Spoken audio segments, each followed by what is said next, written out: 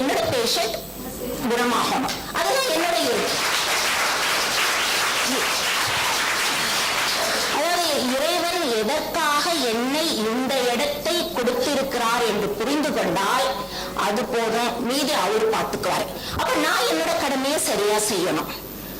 அப்ப வந்து especially doctors மீட்டிங்ல நான் ரொம்ப அட்டென்ட் பண்ணதில்ல.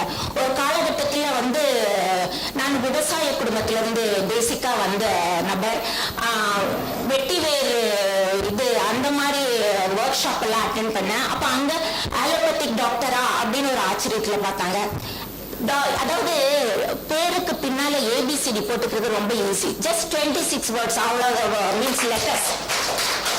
அதை தாண்டி ஒண்ணுமே இல்லை. அதாவது என்னோட பேஷண்ட் என்னோட ஏரியாவில் என்ன தெரியுமா சொல்லுவாங்க, yo strict doctor and strict mother.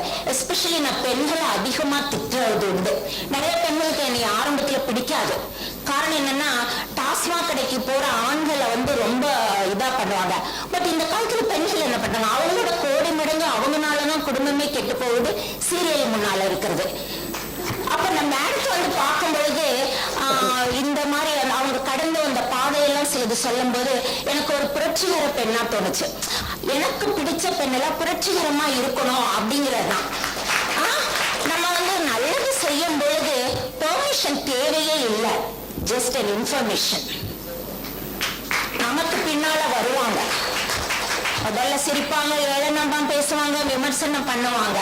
But அதெல்லாம் தேவையில்லை. குதிரைக்கு கடிகாலம் போட்ட மாதிரி ஒரு கோல் அதை ரீச் பண்ணணும். அது நல்ல கோல். கண்டிப்பா இறைவன் நம்மளை வழி நடத்துவார்.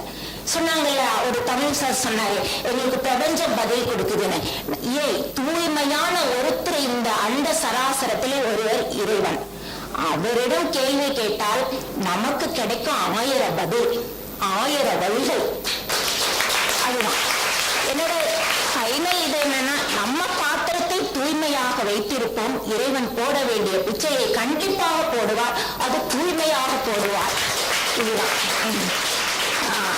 One advocate I met today is hats off.